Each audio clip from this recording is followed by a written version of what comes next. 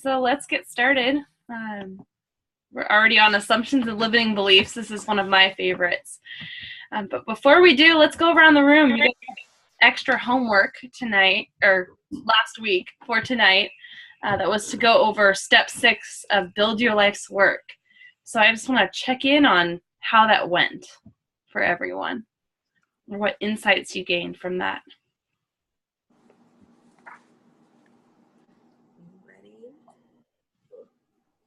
Well, I can go. Yes. I literally was just working on it for the past hour, and so it was a little bit late, but it was awesome. It was so great. I think I even have a new mission statement because I was looking at it, and it said to go back to your core motivations and kind of look at the strengths of each of those, and so I did that. And there was something in there, because I'm like an artist and an optimist, and there was something in there about to make the ordinary exceptional. And for me, I've always tagged in to make the ordinary extraordinary. And so I was like, oh my gosh, I think that's my new mission statement. And I started thinking about, it said to go back in your lives when you were most successful and think about those times and what characteristics you had.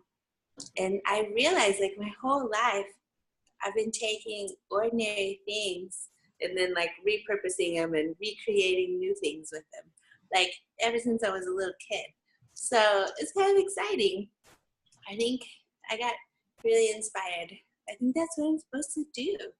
Mm-hmm. That's awesome. That's a good indicator, Sarah. So before, your mission statement was make dreams a reality, right? And now it's take ordinary things and make them extraordinary. I think so. Yeah. I think, and helping people. Well, I started writing down the populations I would work with and how I would use that kind of mission statement with different populations.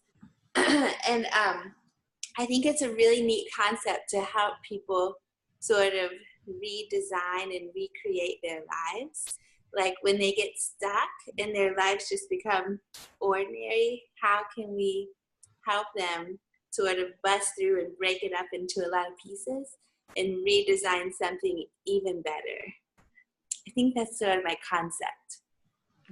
That's awesome. So how does this new mission statement and all these revelations you got, how does that impact your vision for your business?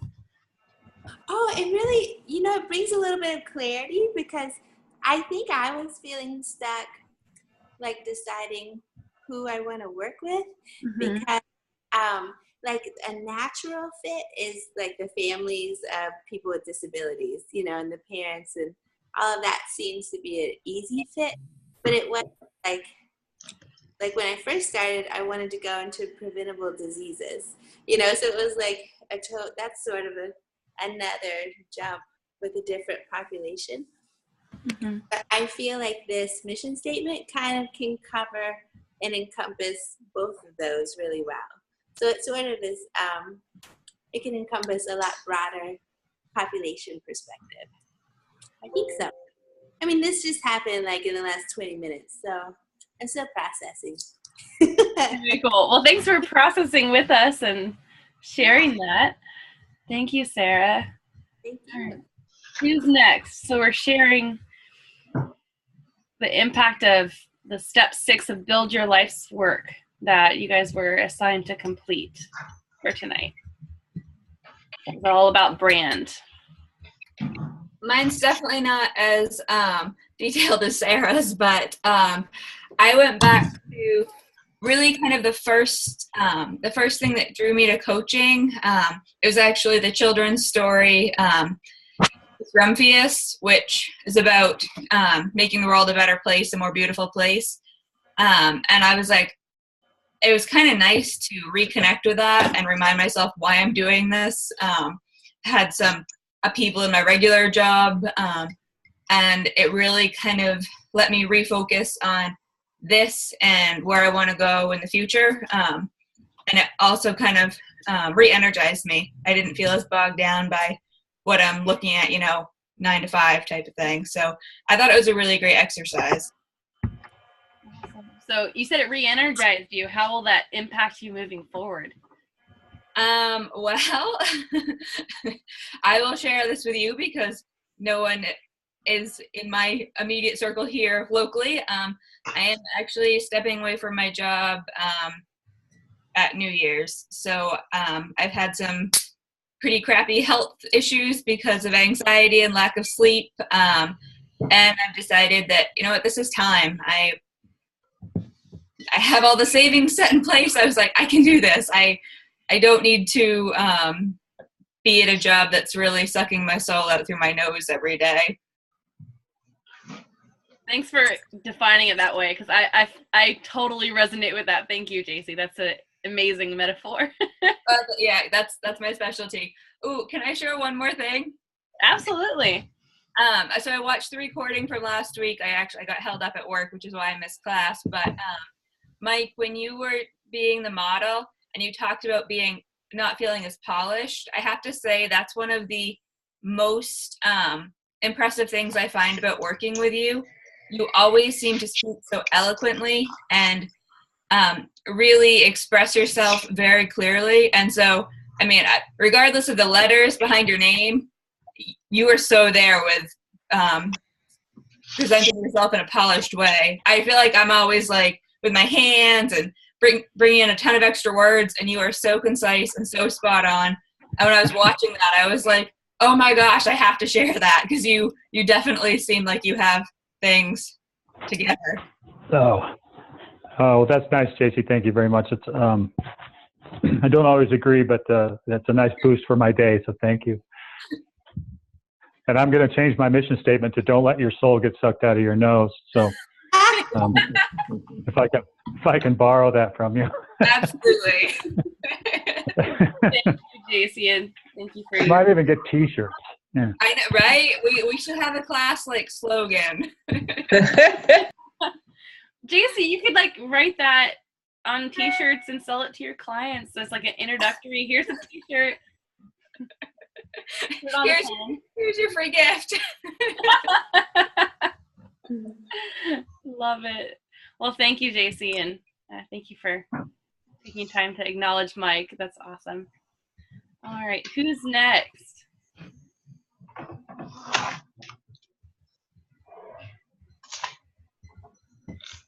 I can go.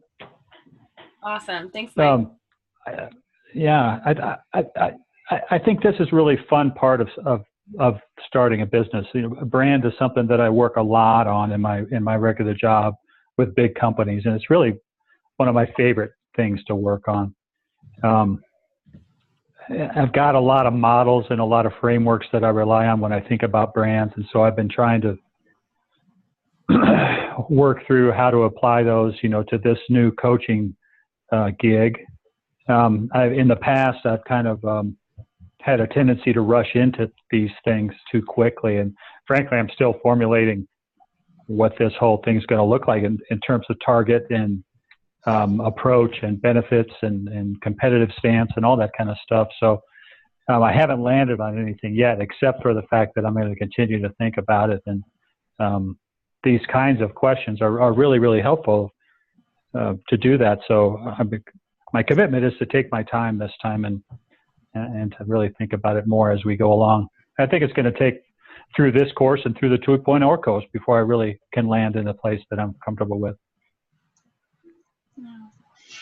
Yeah, and for you, Mike, what's the benefit in taking your time? Oh, being satisfied with the finished product, just simply knowing that I gave it the attention it deserves. Yeah, it's almost like you're making an investment. It is an investment. It's a huge investment because it's really tough to change. If you can, but it's tough to shift a brand once it's in place, so yeah, there's a lot of implications. Yeah, because you have your existing brand and stepping in this whole new direction. Right. Thank you for Mike. Fun stuff, though. Yeah, we're all on different journeys and steps. I know on my coaching journey, like I'm so glad to hear Mike is doing 2.0, and I highly encourage that for all of you. The way that John puts it is it's really taking those skills to the next level that you learn in 1.0, but then it's really figuring out your own personal style and how are you going to embrace coaching and what that's going to look like for you personally. And I feel like I grew the most personally and professionally in 2.0, but just because it takes everything to the next level and you get more practice. And it was one of my greatest coaching training memories was 2.0. Great time. So if you don't do that though, really look for a way to take it, and develop your style. And I think the best way to do that is continuing practicing coaching. Not putting pressure, like I have to have it figured out, but I feel like just doing it is such, an amazing way just to figure out who am I in this, or what is my style. So thanks for that, Mike. All right, who's next? Sharing about Build Your Life's Work, Step 6.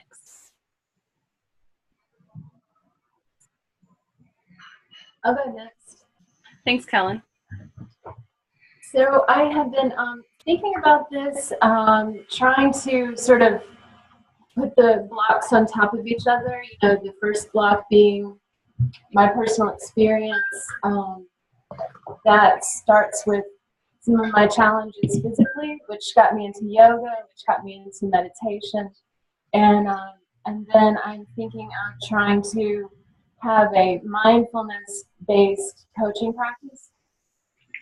So when I think about trying to brand that, it doesn't come naturally to me because it seems like sort of the opposite of, I don't know, how I approach things. When I think of branding and then I think of mindfulness, they don't seem to align with each other because, I don't know, I guess I kind of take issue with some of the corporate overreach that I see and some of these business practices that I see with larger companies, and that's what I associate branding with. So the idea of trying to brand mindfulness or brand authenticity, which is what I hope to express in this coaching practice of mine, I don't quite see that yet, but I like the challenge. So, and I think it's doable. I just don't think it's easy. So that's where I'm at. Before I start talking, does anyone have any thoughts for Kellen?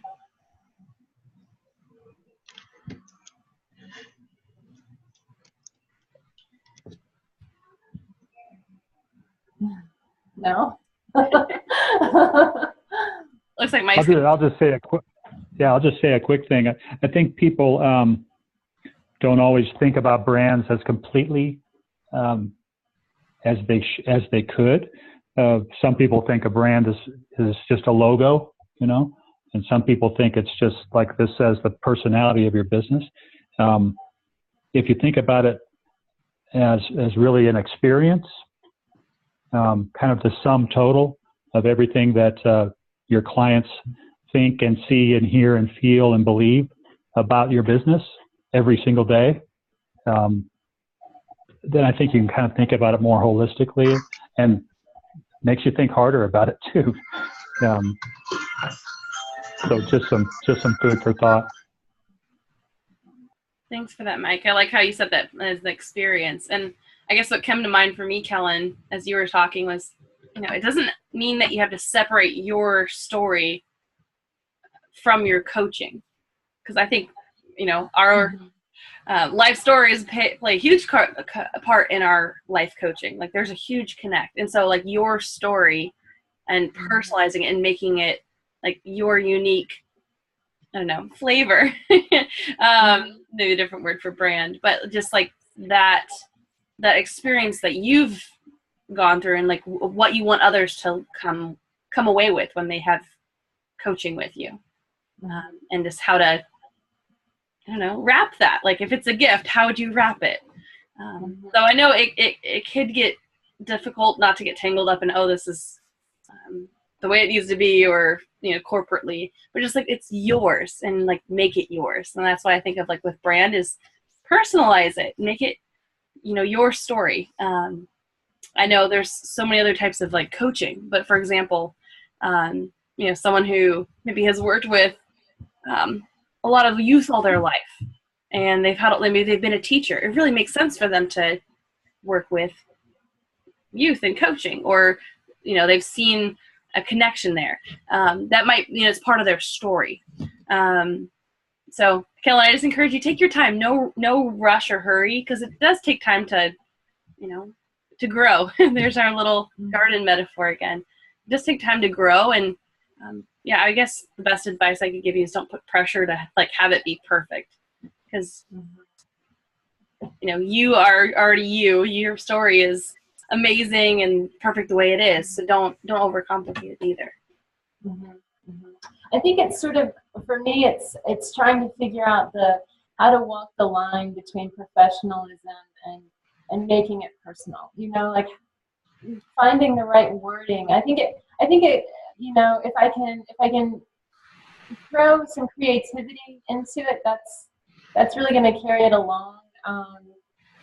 But yeah, when I think of trying to write it out, I just feel like it's this balancing act between how much of myself do I want to put out there, and how much can I put out there and still maintain, you know, a professional kind of you know, distance, because you don't want to, I don't know. I mean, I like my personal life to be personal, but I also want to share. You know, I do want to share. So it's just trying to find the right balance.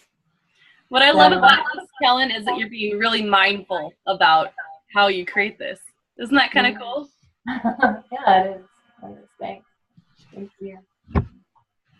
Thanks, Kellen. And one other thought, if you're having a hard time writing something out, you are such a creative person. What would happen if you just created something that represented how you feel about coaching, or how you want others to feel, or about their experience? Maybe there's something that could come first, because you're so creative. Oh, that's a really good idea. Just kind of, you know, let my thoughts go and just write, and then try to tame it a little bit. So yeah, like tease it and then tame it, right? Thanks for sharing, Kellen. Thank you. All right, Robin, what about you? And hi, Kanika. Nice to have you here. Oops. Sorry. When I thought about my brand, I didn't know how to put it into words, but I want to bring that aha moment to others. I've probably had lots of times in my life where I discovered that moment, you know, late. Not that anything bad happened, but it wasn't. If I had just seen it a little bit sooner, my life would have been a little bit easier about certain things. So my brand is about, you know, finding that aha moment. You know, that and that moment of feeling free from that burden. So, and I think that goes all the way back. I mean, I did my business cards probably 3 years ago when I first started the company, and it's if anybody's been on Vistaprint, I'm sure you've seen it. But you know, it's the person that has his hands up in the air, just like, aha, I got it. And it's always been like that. So I've just always had that feeling for it. That's awesome. I know, it made me want to have an aha moment just listening to you about it. But then going back to the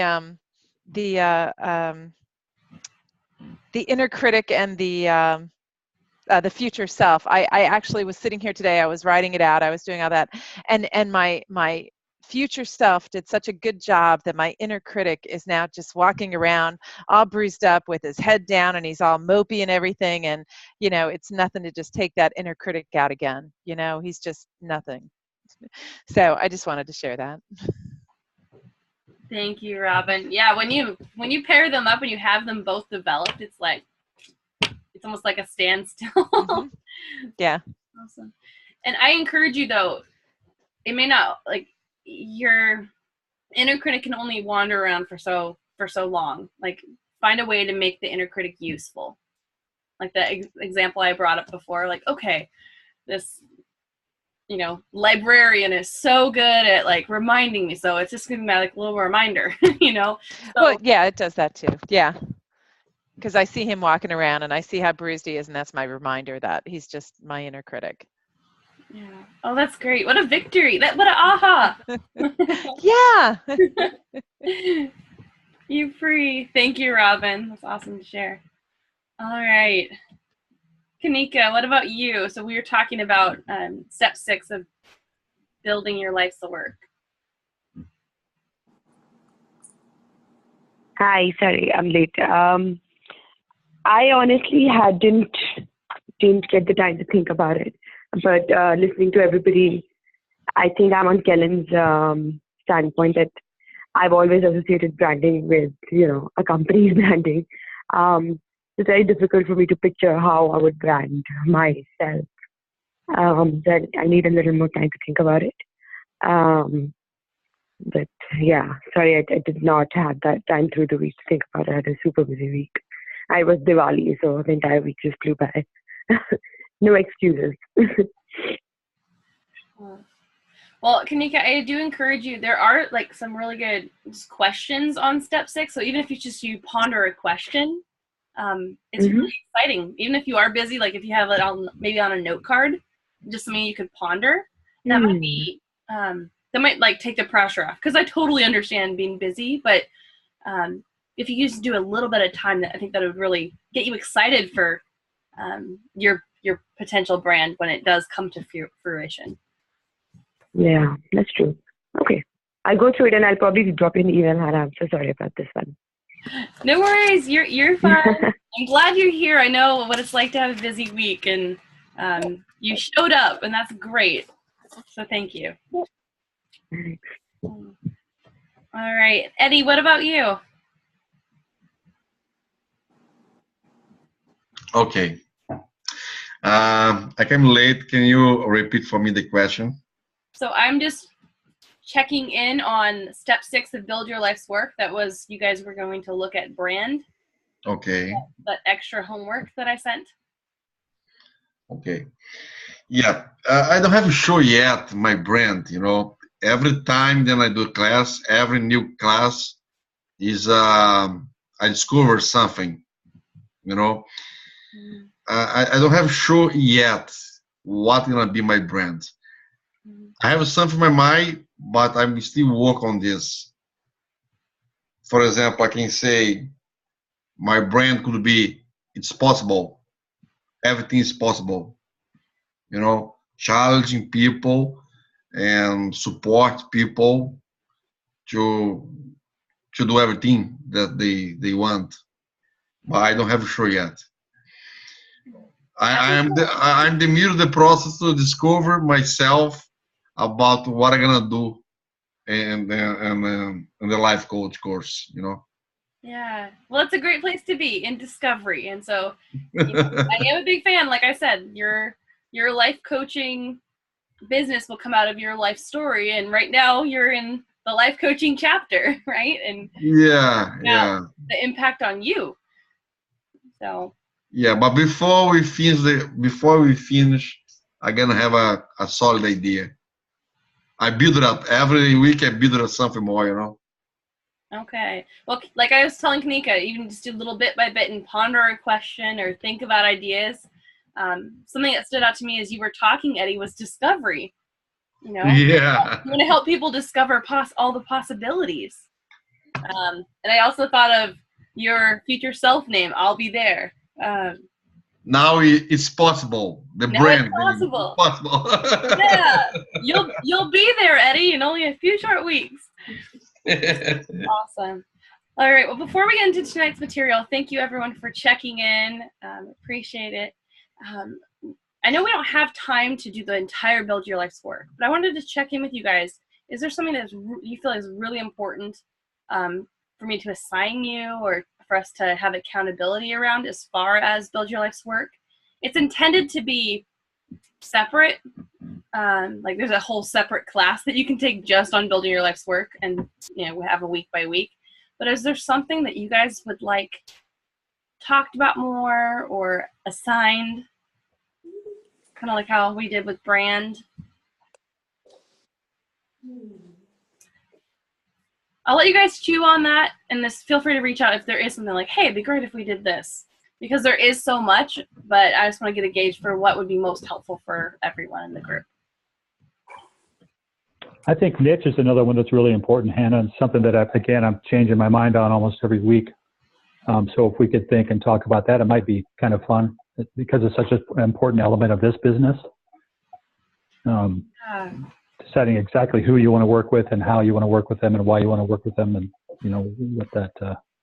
what that's going to look like. Yeah, who is your ideal client? All right, well, maybe I'll assign that in addition to this week. So it's just something to think about and gain more clarity on. I do have some resources on that, so I'll send those you guys' way, just so it's something to be thinking about in addition. So just be thinking about it. That's the assignment, and then there's some questions you can answer. Great suggestion, Mike. Thank you. And I agree. That one's, sometimes we can get tangled up in exactly what our niche is, that sometimes it's almost like keeps you from stepping into coaching. You're like, I need to clarify. And there's so many messages out there about it, like, oh, go broad or else you won't get clients. But then there's like, it's actually scientifically proven the more specific you are, the more successful you'll be. So lots of interesting things around that. So I'll send some stuff along around that. And then if you guys will check in on that next time. All right. Well, excited to get into assumptions and limiting beliefs tonight. I've had so many memorable, impactful coaching sessions around this, and it's pretty straightforward, but it's so, I don't know, it just draws so much light to an assumption that maybe you didn't realize you were having and how it was impacting everything else.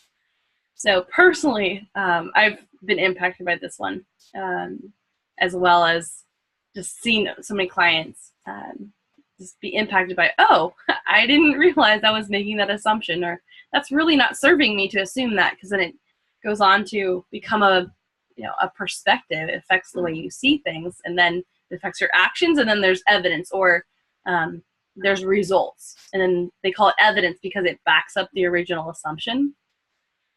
So it's really cool, just how it draws light to something. Same thing with busting limiting beliefs. That's more of an exercise like with pen and paper. But it's so amazing to see things like, oh, that's not serving me, cross it out. What would be a belief I should embrace? It's so cool how you can see people just have their aha moments, Robin. That's why, assumptions, there's a lot of aha moments. Like, oh, that's really not helping me. So as we get into that tonight, I do want to draw a distinction between assumption and limiting belief. So assumption is something that is not true, but you're not really processing it, or like you're almost assuming it, but you're not like actually like thinking through, well, is that really true? It's just more like it's usually from someone else or based on a previous experience. So for example, let's see, if I had an ex-boyfriend who talked to a lot of girls, and like maybe from that experience, I assumed, when I met my husband, it's bad if he has a lot of friends that are girls. So I'm carrying something around, and it has nothing to do with, my husband when I met him. But it's a lot of times based on your experience or someone else's beliefs, or, someone says something that kind of sways you. Like, oh, expect that to be hard. Something like that. It has no fact. A limiting belief is something that can be proven as true, even a little bit. So there's that little substance of truth that we hold on to. So, for example, if a student let's use a wellness client example, they had a hard time losing weight in the past, right? They might believe that they're not going to be able to lose weight. even though there may be, okay, there was a little bit of evidence in the past there, but they're holding on to that. So it can be proven. Sometimes it's like making a stretch to prove it, if that makes sense.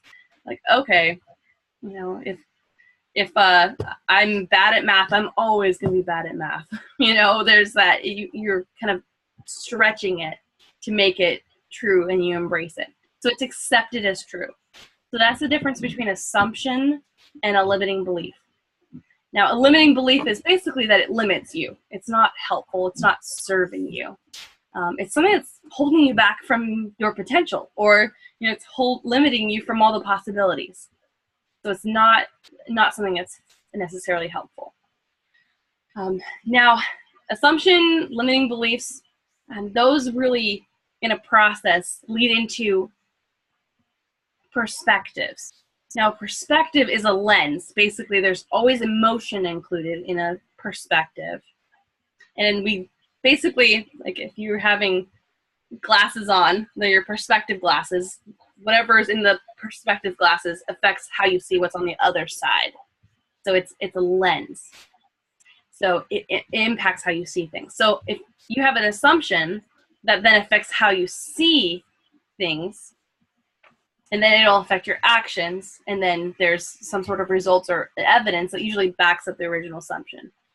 Now, with a limiting belief, it can work very similarly. Like if you have this belief, usually you build into a system of beliefs, and then that becomes your perspective, and you have a lot of emotion around it. So like, for example, someone says they're bad at math, they believe they're bad at math. It's not too far for them to stretch now that they're going to be bad at all subjects in school, or they're never going to be able to get a good job, or, you know, in college, they stray away from a business major because there's some math involved. Like they stretch it to this huge perspective that they see this like math as like a scary, awful thing. Even, you know, maybe they only failed one math test, you know, in high school or something. So these two things, assumptions, limiting beliefs, they really grow into perspectives that affect how we act and behave. And then there's always some sort of results. There's always something that grows from our actions. Do you have any questions on assumptions, limiting beliefs, perspectives?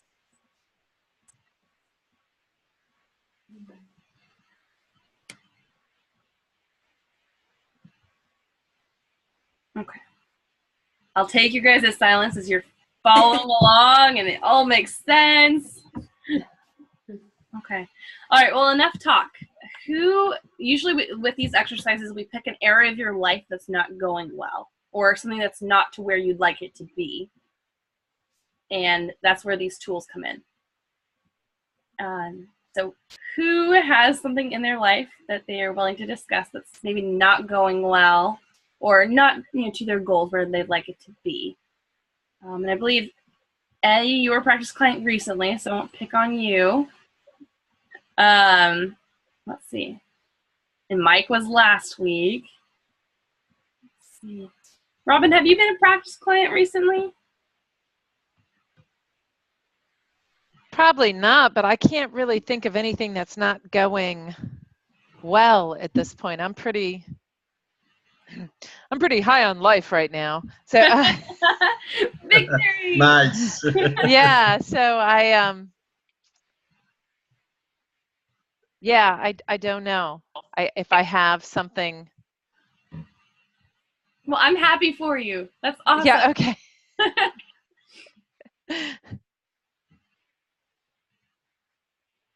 I don't know. No, I don't seem to have anything. That's okay. Okay. I'm very happy for you, Robin. Maybe next week I'll be at rock bottom. I don't know. Be thinking of something to practice the exercise, though. So be thinking of something, even if it's small, for you to to practice on.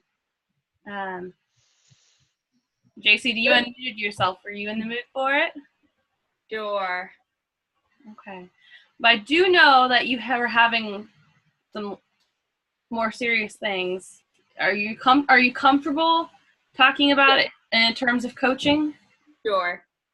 Okay. All right. Well, I appreciate you, JC.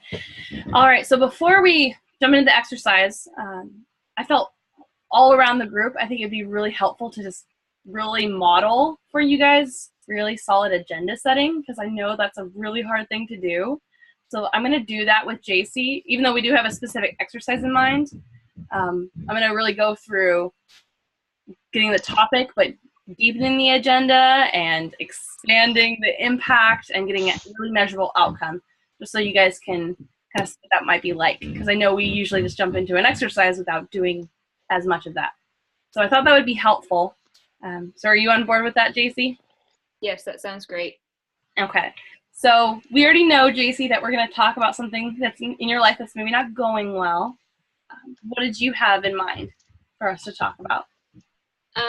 Well, my job has started to give me enough anxiety, so I'm not sleeping more than a handful of hours at a time, and going on after a couple months of that, I've started to have some other health issues, and so I have decided to step away from my job after New Year's. That will give them plenty of time to find someone new and set me up and set the students up for the spring semester, so nobody's left hanging. But this is the first time I've left a job with no plan.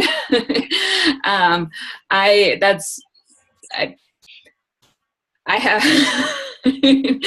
I'm not sure where to go next. I mean, I know I have coaching and I know I have marketable skills, but I had originally planned on doing something part-time with coaching while I still had my everyday job. And so things are just not going poorly, but also a little, it's a little nerve-wracking for me to not have a plan. Okay. Well, JC, I just want to acknowledge you that it took a lot of courage to leave your job and have a plan to leave your job without having a plan, because I know that from talking to you previously that you really like your plan and having that be able to rely on something. Yeah. I acknowledge you for that. That's awesome. Thank you. And especially something that was impacting you and not in negative ways. It sounds like you made a really hard decision. Yeah, this was supposed to be the dream job, and I mean, I've only been at it about a year and a half, and I'm burnt out. I'm exhausted. It goes so much more beyond what one person can do. It's plays into a statewide issue that Maine is facing right now as far as the healthcare environment. And it got to the point where I couldn't separate that from my own life. And I feel like I'm hunting my own home right now. I get up in the night and just walk and walk and walk. And this is not my normal life. I love sleep. Like, I am a champion sleeper. And so for this to have impacted my sleep, it's impacting my focus at work. I've noticed even like my driving, I'm terrified to drive with someone else in the car. My reaction time is slower. I lose my train of thought really quickly. I was actually trying to leave the parking garage at work the other day, and I was on a different floor from where I normally park, and I was so exhausted I couldn't figure out how to get out of the parking garage. I did like an extra lap just because I was like, where's down? Where is the exit? And see, I've talked so much I forgot what your original question was. But yeah, this is not my normal life. So JC, I know you told me some of the backstory about leaving this old job, but it sounded what you wanted to focus on was not having a plan for the future. Yes. So, Thank you for recentering me. Is there anything you want to clear out of the way about your old job so that we can focus on this other topic? I think I just did it. That's what it felt like to me too. Yeah. Thank you. All right. So now that your job that you're going to be leaving is not going to haunt our conversation, we're going to talk about not having a plan. Mm-hmm. Okay. So in the next 20 minutes, Stacy, what would you like to walk away with? a level of comfort, I guess, about not having a plan. I'm not necessarily looking to dive into something immediately. I don't feel like I need to make a plan right now. Like I'm trying to be comfortable with, not forcing it. Yeah, a level of comfort with kind of my decision and, the fact that I'm walking away from what was supposed to be, the dream job, and kind of changing and refocusing my goals and my purpose. Why is comfort so important to you? I'm very much type A, so having a plan is comforting to me. The last decade of my life has been getting through undergrad, grad school, building this amazing career. I've always been career oriented, and it came as kind of a shock. And I hadn't really let anyone else know that some of these issues were happening. So when I did start to bring it up to people kind of in my closer circle, everyone was really shocked. And everyone has an opinion and suggestions, which all come from a place of love. A fabulous support system. But I'm trying to wrap my own head around it, and getting bombarded with suggestions and opinions, and then maybe not, jumping at each and every one of them and saying, yes, that's exactly what I'm going to do, seems to almost offend people. They seem to be upset that I'm not taking their suggestions, but I'm really just trying to process it. I am someone that needs to, again, really process something and wrap my head around it, and feel confident in my own decision to really feel comfortable with it. I guess self-confidence, just boosting that, would make me feel more comfortable, because this this was not in the plan. Right. Okay, I'm going to pause you. So do you notice that I could have asked her, where is your current level of comfort? But instead, I dug in a little deeper, and now we know it's self-confidence. So I just wanted to point out to you guys. So, JC, right now, where, like on a scale from 1 to 10, where is your self-confidence about this decision? If it was just me alone in a room, I would say 10. I know this is what I need to do. Like, as soon as I actually said it to myself, I've been thinking, I may leave my job. I gave myself the month of October to think about it. But as soon as I said, I am leaving my job, it was like an aha moment. I was like, yes, it's time. I have been at the same school that I went to undergrad, grad school, and have worked at. So I've been there for quite a while in different roles. And just the idea of change was like a breath of fresh air. I was like, this is time. Now putting that out to everyone in my life who has known me the past 10 years as, go-getter, cramming through school and jobs and any extra certifications and anything else I could, fill my life with, everyone seems really surprised. And that reaction really kind of shook my self-confidence. So actually, you guys, besides my parents, are the only ones that I've told that that I've made the decision to leave my job. So I would say right now, telling people I'm close to puts my self-confidence at about a 5. I've never tackled anything without a plan. And so when I think people are afraid I'm just going to crash and burn, just because they know that's kind of how I process and how I do things. So again, it comes from a place of love. I know I'm really supported, but I don't think I was quite ready to have to kind of have like a little bit of armor on and defend my decision. I thought everyone would just be like, oh, okay, do what's right for you. Because that's what everyone has said thus far while I've been chasing a million goals. So yeah, I would say internally, I am definitely at a 10. I know I'm making the right decision. Externally, probably about a 5. Okay. So in the next, say, 15 minutes, JC, where would you like to see your self-confidence? It's a 5 right now, externally. I would like to, if we could talk about ways to bump it up to a 6, that would be great. Okay. So by the end of our conversation, after we talk about not having a plan and kind of the events and people around that, it sounds like you would like to see your self-confidence externally, how it's coming out with other people you're close to, go from a 5 to at least a 6. Yep. That would be great. All right. How would that impact you if it was a 6?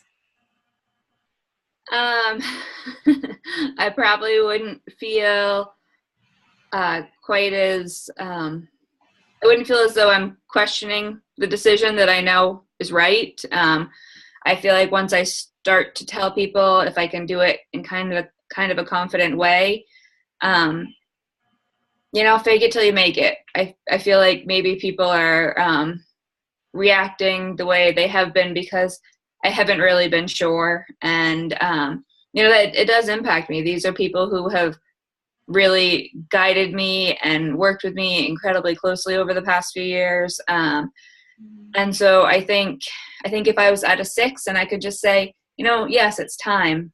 It's time for a new challenge, maybe put an optimistic spin on it instead of saying, I'm exhausted, I'm dying.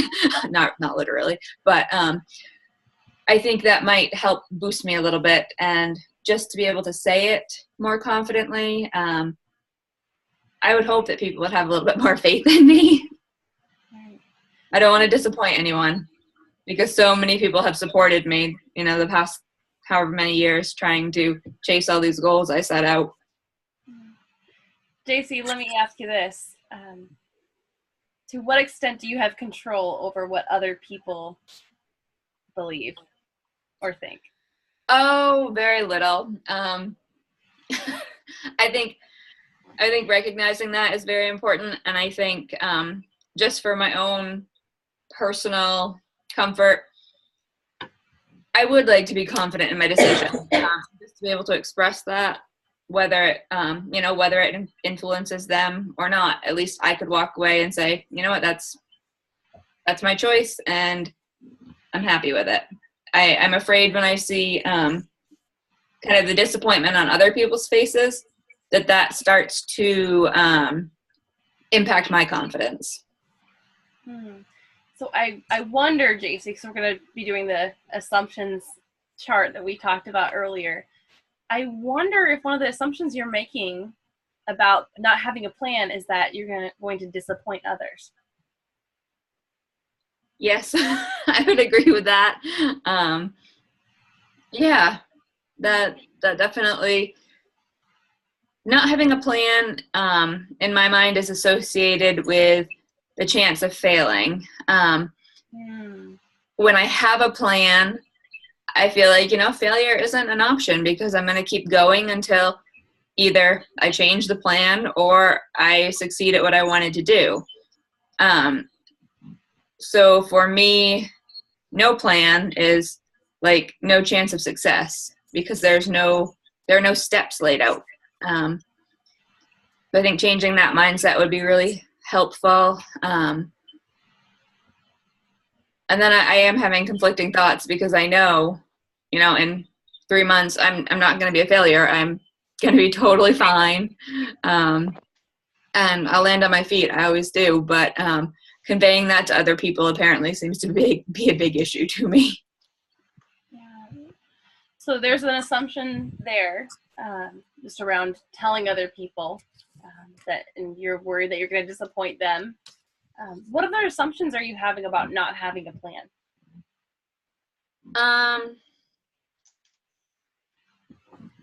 That I would be associated with failure because I am walking away from this career that I have spent a lot of time and energy trying to build.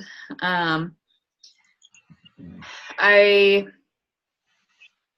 am also assuming that taking away this job, I'm going to be able to get some of my life back. I'm going to be able to sleep for more than 3 hours at a time, and hoping some of these health problems correct themselves. as I'm more rested and able to take care of myself a little bit more. I am also assuming I'm going to land on my feet because I'm stubborn and always find a way. So of these two assumptions, you know, that you're going to disappoint others and you could potentially fail, that assumption that failure is an option, but it sounds like you're torn between that and you know that you're going to land on your feet. Yeah, just because I know it doesn't mean other people know it, and not being able to convey that and convince them of that is probably an insecurity. I mean, I went after degrees and certifications, and there was never a doubt that I would fail at that because that's what I did. I was very academically driven because I was aiming for a certain career, and that was just what I had always done. So I don't really think anybody ever thought I would ever fail at that. I would have kept at it until I got there. And now I got there, and it stinks. What's it like to hear yourself say that you did all that work and now it stinks? Par for the course. I mean, for me, I think when I started chasing this, 10 years ago, it would have crushed me to think this wasn't perfect. And now I'm just like, you know what? I'll roll with it. Life lesson. I've gotten so many positive things out of everything I've built to get where I am. And there are definitely things I can take and move forward with. I mean, it's not a wasted cause by any means. It's just, it's a funny realization when you're like, oh, I can actually step away from this, something that, I lived and breathed for so long. And I'm like, no, it's okay. It is okay to step away. So it's, humbling isn't the right word, but it's, oh shoot, that's not the right word. It definitely is, just, I guess, a realization, things change and plans change. So I've heard a couple other assumptions as you've been talking, and I want to toss this thought out here because it almost sounds like you're assuming that what other people say really matters in this decision. What do you think of that? I grew up in a really small town, and I think that has haunted me. Everyone knows your business. Everyone, not everyone, but a lot of people come at it with, a place of love, but I don't really enjoy being talked about. And I know everybody's going to have their opinion, and I just need to really separate that from myself and kind of get over it, I guess. So you're assuming people are talking about you? Yeah, it's I think it does come from, growing up in a small town. I could, do something at school, and before I got home, my parents already knew about it. Just kind of one of those, like, small, like, it was like the game of telephone, small communities. And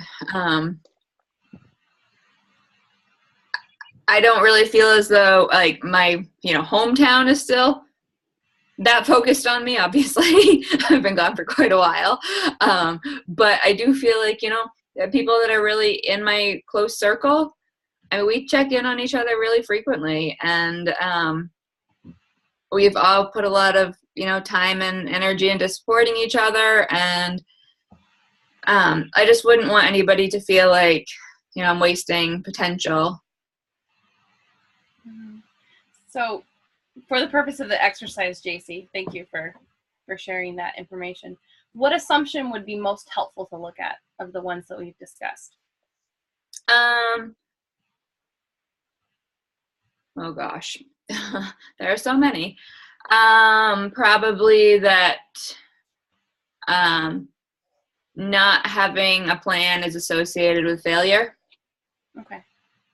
All right. So there's an assumption of a failure. Yeah. Okay. So what I'm going to have you do now is get a piece of paper, if you can, JC, and a pen. Yep. And you can draw a box, or you can just have 4 points, like the corners of a box. Okay. So let me know when you're done with that. All set. Okay. All right. And so for the purpose of this exercise, we really want to just complete it, and then we can discuss it more deeply. Okay. So we're going to really just kind of push through and get the points. Okay. Okay.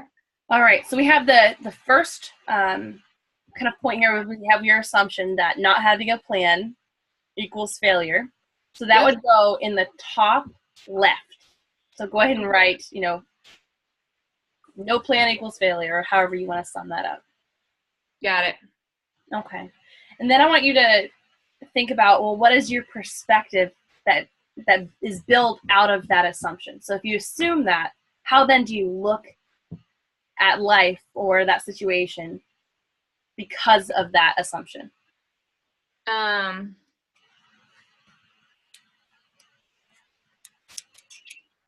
Because of that assumption, I wouldn't really have a chance at success. I wouldn't be giving myself a chance at success after I leave this job because I don't have a plan. Okay. So that sounds like another assumption as well. So think of the way you look at it. There's no possibilities for success. Like you're seeing things as there's no option for success, or what do you think? Gosh, if there's no option for success, I'm gonna have to move home with my mother. Oh, I'm gonna be that kid returning to their hometown. It's gonna be like a Hallmark movie, tail between my legs. What do you think about that? Like tail between your legs, what emotion comes up for you? Shame. Okay. So it sounds like there's a shameful perspective. What do you think? Yeah. I'm a failure, I need to go home. Yeah. So write that down. I don't know if you want to draw a little dog or tail or something, I don't know, and the word shame. Okay.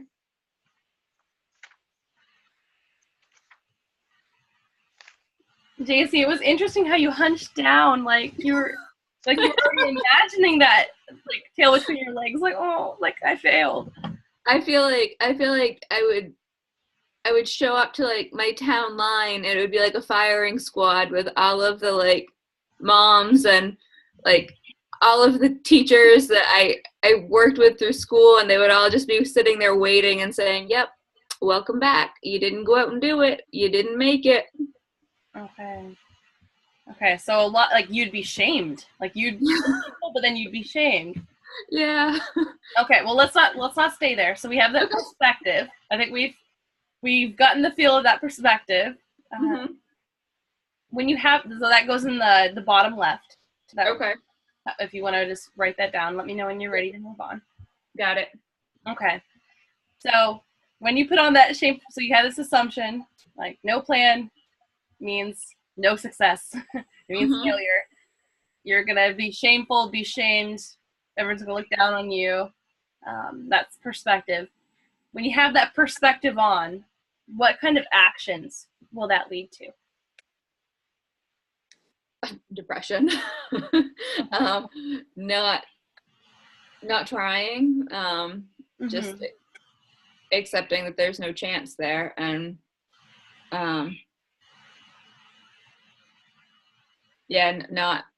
not giving myself a chance to succeed or try anything new. Okay. What about your decision? You made this decision, so by not trying, would you reverse your decision to leave your job? What do you mean by that?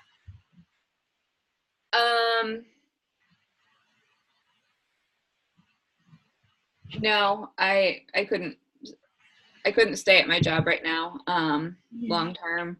Can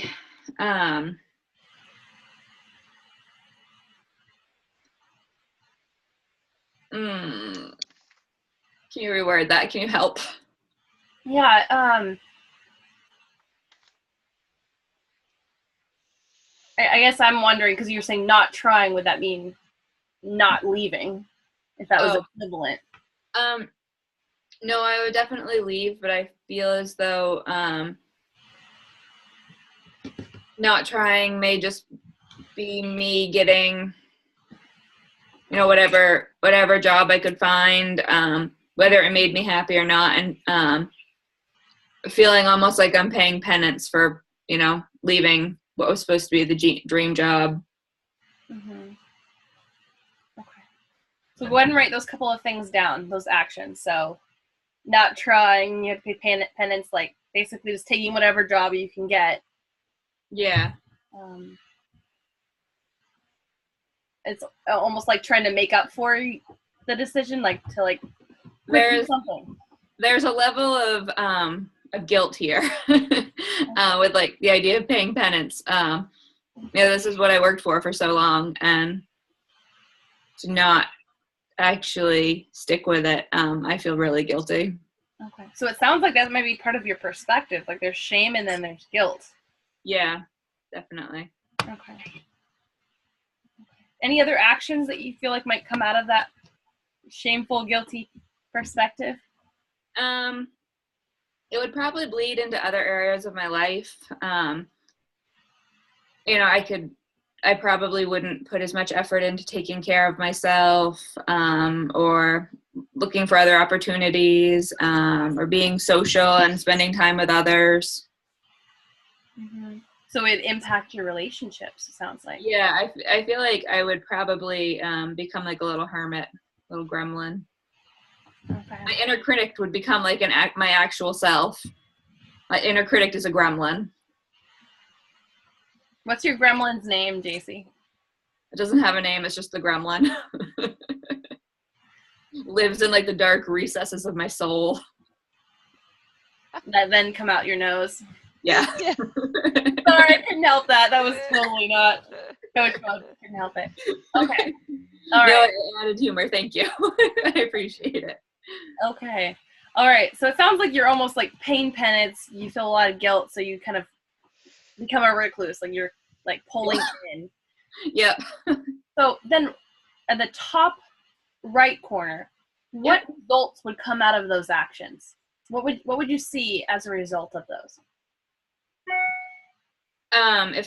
If I followed through on those actions, Mm-hmm. well, my inner critic would definitely become, my real life, my reality. I would probably isolate myself from friends and family and that support network that is so important to me. Probably miss out on a lot of fun. And I mean, because of like the guilt and like kind of penance feeling, I would probably in my head try like convince myself that was what I deserved, because I did leave something that I worked so hard for, and that turned out to be not the fit I was hoping for. Yeah,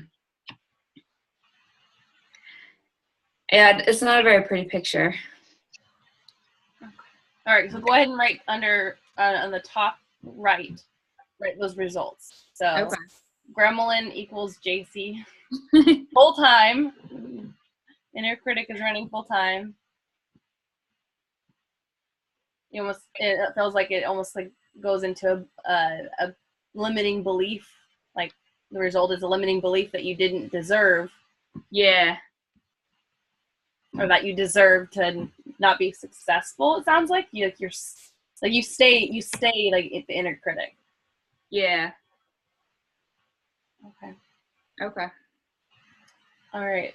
So what was that like for you, JC, going through that cycle? Depressing.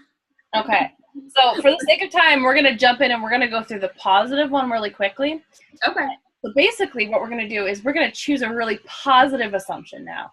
And we're going to see the impact of that. So I don't know if you can turn your page over. Yep. Okay. All right. So your negative assumption, or not helpful assumption before, was that no plan equals failure. Yep. What could you positively assume about not having a plan?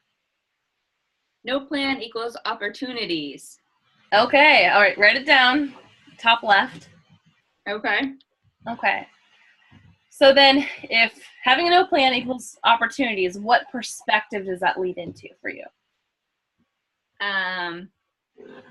Excitement, possibilities, freedom.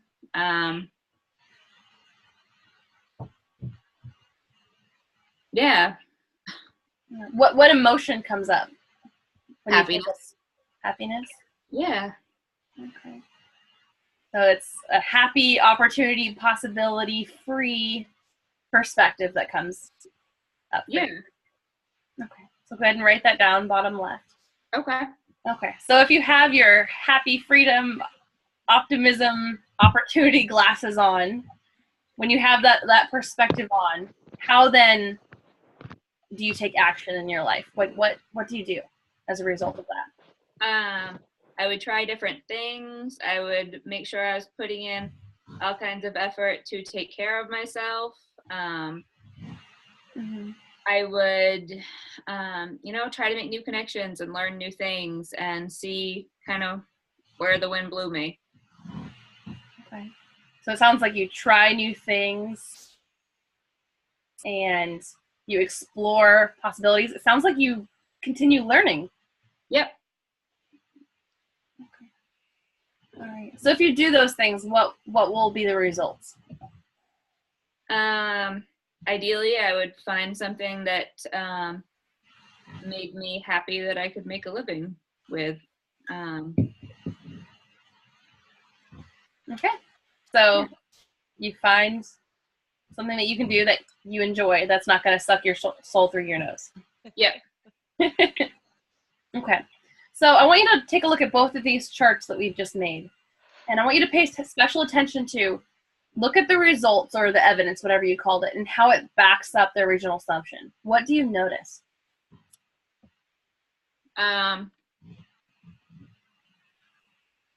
Having a positive place to start definitely put me in more of a positive results. It just got worse and worse as we did the first one. That tail got lower and lower and lower. But the second one, I didn't feel limited by anything, and it was exciting. That's awesome. It was exciting to watch you, Daisy. Like, you perked up. You're like, and there's new learning, and this is awesome. Yeah.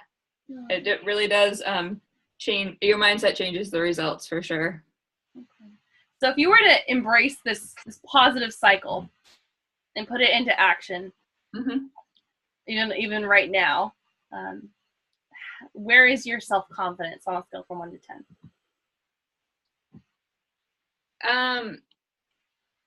It's up there.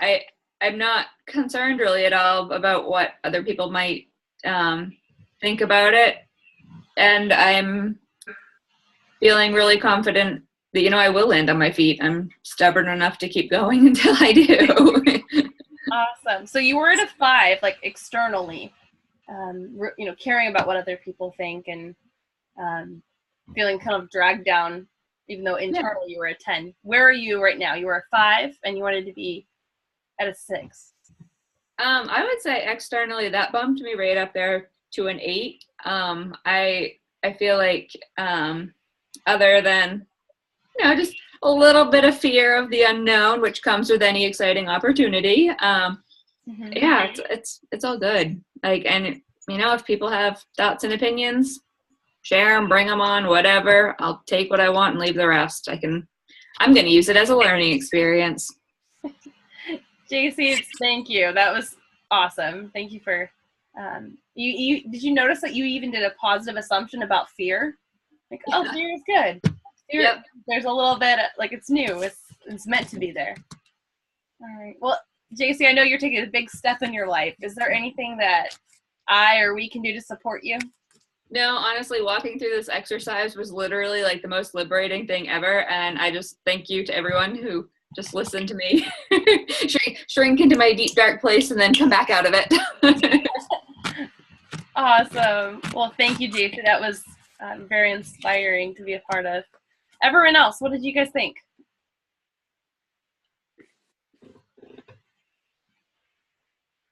I think you were great. Yeah, I definitely like how you did not lead her, but you did, and that was really great to watch. You didn't lead her, but I thought it was just great to watch. I love the exercises. I did, and I like that you ended on the positive. Of course, you would end on the positive. And usually you don't even tell them you're going to do a positive. JC probably knew because it's in the book. But you really want them to get, because sometimes the natural inclination, if we tell them about the positive, is they start going positive during the negative, and you really want them to get the full picture of the negative, and that way it's so refreshing when you get to the positive. So you don't want to change midway. Okay. All right, well, we're all going to go practice this in breakout rooms. So you're going to go through the negative cycle first. And so you can take your time around finding the assumption like JC and I did. Extra credit if you can, really create the agenda. I know you don't have as much time to do that as much as I did with JC, like really crafting the deeper, but maybe everyone's had a chance to think about what they want to talk about in light of this exercise. So definitely try to do as much of that as possible, but still get the exercise in. So you're going to do a negative cycle and then the positive. And then we'll come back and debrief. The reason why we don't really do the limiting beliefs is it's really straightforward. This one's really helpful to practice because it's more like in-person coaching, whereas limiting beliefs, taking time to write things is something we can definitely do outside of class. So we're going to go, JC, since you got coached on this, what I'm going to have you do is I'm going to have a group of, let's see, I have an odd number. So I'm going to do a group of 3 so I can jump around in rooms and help everyone else and get feedback. Okay. So are you okay with not being coached, but then you can just be the first coach? Yeah, I'm exhausted. Okay. Are you okay with coaching, or would you rather just observe for the rest of the night? Totally. No, I don't mind coaching. Nope. Okay.